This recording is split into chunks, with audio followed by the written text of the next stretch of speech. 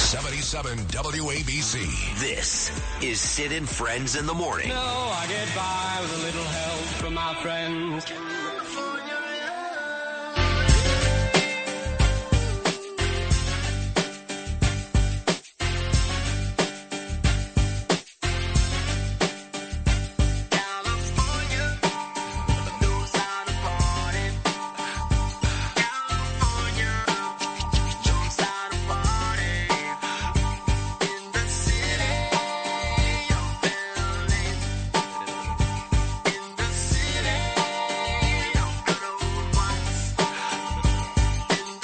I love this song, little California. Yeah, we're going to California in a moment.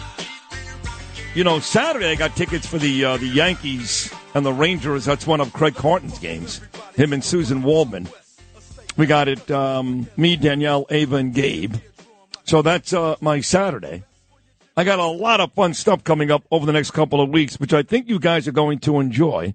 I may even do a couple of hours at Giants training camp next Thursday. Interview the head coach, Pat Hanlon of the Giants, trying to work out a one-on-one with me and Coach Dable, which is very cool. So a lot of stuff coming up, a lot of appearances. I'll be back in Israel. We know that. That's going to be a big deal for this show, October 5th through the 13th. We're going to be there for the one-year commemoration. We're going to do that show Monday, October the 7th, down by Gaza, right there where the atrocities took place. And we're going to stay through Yom Kippur. Hopefully, they'll be okay in Israel. We did speak to the former Trump UN ambassador, David Friedman, earlier, and he said, look, man, it's tough. We wake up every morning, or go to sleep, I should say, every night, wondering when we have to run like hell to the bomb shelter. That's every day, folks. Every day for weeks. So, a lot of young ladies out there, and men, but young ladies have surfaced. Remember O.J. Simpson? When O.J. had that trial going on, a lot of folks became famous. The hell's the name of that lady? Greta Van Susteren. She became famous during the O.J. case. Many others did, too. So since October the 7th, I've gotten to know a ton of new people. All these influencers like Lizzie Savetsky and Noah Tishby and news people. So I go to this RJC event, hosted by my cousin Norm Coleman, who was on earlier. He was on about 2 hours ago. And in Milwaukee, the last day that I was there, the same night that Donald Trump spoke. And I met this young lady. Her name is Elizabeth Barcohana. I hope I got that name correct. And she was very, very nice and very smart. I started following her on Instagram. She follows me. Now she's everywhere. She's on Fox News like 5 times a week. She's really smart. And she's on the right team. So making her debut from the great state of California, my new friend Liz. Liz, good morning. How are you? Good morning, Sid. Thank you for such a nice introduction. I love the intro song, too. There you go. I did describe it right. I mean, I went to this RJC event, and you were there. And Norm hosted the event. They had everybody from Governor Abbott to Doug Burgum, even, what's her name, who shot the dog. Even Christine Holm was there. But you were there, and I guess you go a lot of those RJC events? Yes, I'm very involved in the Republican Jewish Coalition. We're hosting Mike Garcia, Congressman Garcia from California at the end of the month. So, yeah, I'm very, very involved in that. Did you grow up in California? I did, yes. Because you got some of that New York grit, which you just can't have in California. You just can't have it. It's impossible. Did you live in L.A.? Where do you live exactly in California? Yes, we live in West L.A. I think that fire in me just comes from having 2 Jewish parents and being a proud American. And, I'm one of the mama bears that got involved in politics in 2020 when Gavin Newsom closed our schools. Yeah. And that just led me from one thing to the next. I'm a big Donald Trump supporter, yep. Always have been. Yep. And I was elected in March to the LA County Republican Party Central Committee. Wow. So, one thing led to another. And here you are. So before I get to Gavin Newsom, being that you're in California, you know him better than we do here. I see you're on Fox News quite a bit. What's your connection there? What's your relationship there? Who is that? Well, they just called me. They just called you. Okay. They just called me and asked me to be on the show. They taped that particular show, Fox News at Night, near my house, and a lot of candidates and other local, active people that I know and that I work with are connected and appear on that show too. Yep. So they gave me a call. California is interesting. You're so far away, yet I've made relationships now, really good friends with you, Liz, and our mutual friend Stella Escobedo, who's, I guess, from the San Diego area, but she's on out there too. In fact, she's coming on the show tomorrow to talk about how the Minnesota state flag is an 8-pointed flag. What does that spell? That spells Muslim, and the governor, Tim Walz, is the guy that allowed that to happen. That's a true story. Yes, I remember when Stella was initially reporting on it and all the changes to various state flags. They say that Kamala Harris picked Governor Tim Walz as her running mate because Satan himself was unavailable. Oh, my God. I've heard that. I mean, he's that bad. Well, my cousin Norm Coleman was on earlier. He knows Walz very well because he's a Minnesota resident. And you know Gavin Newsom very well because you live in California. And Norm said to me today, he said, basically, Tim Walz is Gavin Newsom in a flannel shirt. And you made the comparison off the air with me to Newsom and Walz. What is your comparison? Yes, he's an older Gavin Newsom. So when I first, heard that Tim, I never thought it was going to be Josh Shapiro. And then when we heard that the black SUVs were rolling out of Tim Walz's house, I started looking him up, and I was like, wait a minute, I know this. So hold on, before you move forward with Walz, did you never think Shapiro would be the candidate because he's Jewish? O'Reilly just tried to convince me that David Axelrod said it's because Shapiro kind of took over the meeting and Walz allowed Kamala to be great. I don't know about that. I know he said Axelrod said it, but I still believe Shapiro's Jewishness is the reason why he did not get the job. Do you feel the same way? I think it's both and also one and the same. Jewish men are very charismatic. He is a very effective politician. And when you put him next to her, it's clear he would steal her spotlight. And I agree with Bill O'Reilly that she is a very insecure woman. And she would never want to be in a position where somebody else is stealing the spotlight from her. Yep. And I think that benefits President Trump because we want the spotlight on her. Right, so that's true. I think that it's good to have somebody like a yes man like Walz running with her. But also, to your point, yes, it's because he's Jewish. I knew, and he doesn't support Israel to the extent that I would like to see in a vice president, but he is a bigger supporter of Israel than Walz or Harris. And so I knew that she is not capable or savvy enough or strong enough to be able to withstand the constant pressure that she would be under from the left progressive wing of their party. And we just saw, the news just broke late yesterday that she met with, the uncommitteds because she's open to hearing what they had to say about an arms embargo to Israel.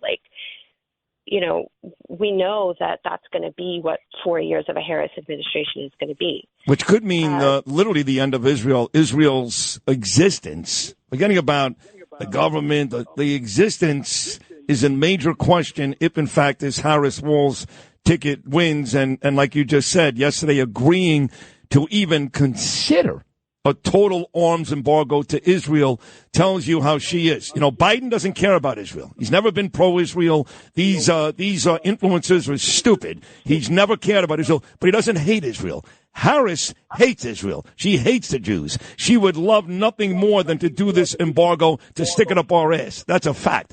But I want to get back to the comparison between Walz and Newsom because you think it's a very good comparison.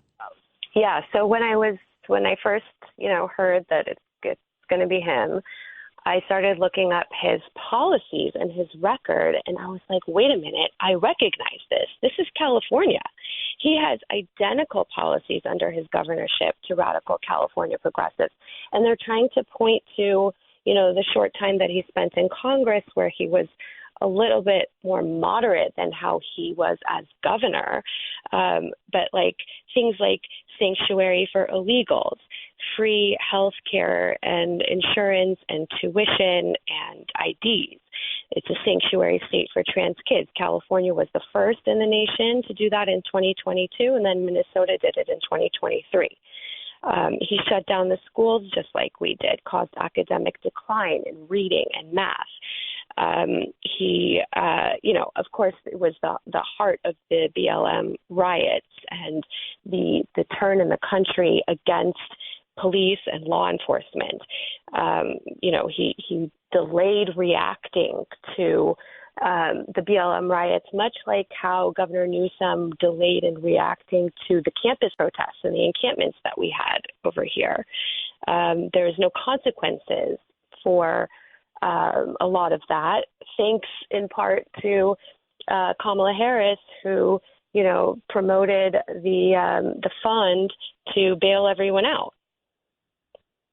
She did do all that, and it is uncanny how similar those two guys are. This is Elizabeth Barcohana making her debut here on the Sid and Friends in the Morning Show. Liz, I don't watch the Olympics. I say this all the time. I want our kids to win. I really do. And I'm happy when they do. I'm happy for Noah Lyles. I'm happy for Simone Biles. All of them, but I don't watch it. I mean, a bunch of hateful countries, and that Last Supper thing they did in the opening ceremonies was disgraceful. So I don't watch, okay? And then I get the news about the boxing where there's a guy. It's a guy. He's beating up girls. I go, what the hell is going on here? But that is okay with the Democrats. They are completely okay with a man who identifies himself as a woman walking into the ring and beating the living daylights out of a real biological woman. And Tim Walz is part of that crazy group. Yep. Yeah. They believe that trans women are women. In the case of, the Olympic athletes, it may not be a situation of being trans, but the point is someone with XY chromosomes has a different biological makeup and therefore athletic advantages that a person with XX chromosomes could never have. Right. The whole purpose of protecting women's sports was so that women and girls could have the same kinds of opportunities in terms of scholarships, in terms of, all advancement that men have. And then when you bring someone with XY chromosomes to compete against a woman, she doesn't stand a chance. And on top of it, these are violent contact sports. And you're basically watching a guy beat the crap out of a woman and cheering it on. Like, what is that? Right. That's the opposite It's crazy. of women's rights and protecting women. Right. It's nuts. So on the way out, a great debut. You'll be back often. I promise you that, Liz. In the final 60 seconds, I've come under a lot of fire. And even 2 days ago, Media Matters is still writing about me. They call me anti-Semitic. I'm like the toughest Jew you'll ever meet. You know me. You kidding me? I'm going to Israel again. But I'm anti-Semitic because I called Kamala Harris's husband, Doug Emhoff, a crappy Jew. I'm going to say it again right now. He is a crappy Jew. He's one of the crappiest Jews. Liz, agree or disagree? Crappy Jew Doug Emhoff, totally agree. There's people they call them ginos, Jews in name only. This story of the affair with his nanny, his kid's nanny, that happened here. They live in LA. Oh. And it's a fancy private school that his kids went to, and this teacher was a beloved teacher there. And the family hired her to kind of moonlight as a nanny babysitter, and he has an affair with her, knocked her up. And the school found out about it, and they fired her. And all the parents were so mad at him because he couldn't keep the snake in a cage, and he ruined this woman's life. And the news reports say that she didn't keep the baby. We don't really know. I haven't seen any confirmation exactly what happened to Doug Emhoff's baby that he fathered. And this is, again, the real misogyny of the Democrat Party and their policies is, in this case, they use abortion as birth control so that fathers don't have to take accountability for the families and the children that they create. And if you look at the research, women, a vast majority of them are coerced by someone, either in their family, by the father, by a doctor. They're coerced into choosing abortion. It's not really a choice when you're coerced. So they talk in these euphemisms, my body, my choice. The baby's body is not your body, and it's not your choice when you're pressured into it because the father won't take responsibility for what he's done. Excellent points. Well, that's why Elizabeth Barcohana is a star out in California and becoming a household name here on the East Coast, too. That was great. We will do it again very, very soon. I'll be watching your Instagram account, watching you on Fox News. Really terrific appearance, Liz. Thank you so much. Thanks, Sid. It's at Elizabeth for LA on Instagram. And that's the number 4, right? The word. Elizabeth _ the word 4 _ LA. There you have it, Elizabeth _FOR _LA. Barcohana, great job. Thank you so much. Thanks, Ted. All right, take care. There she is.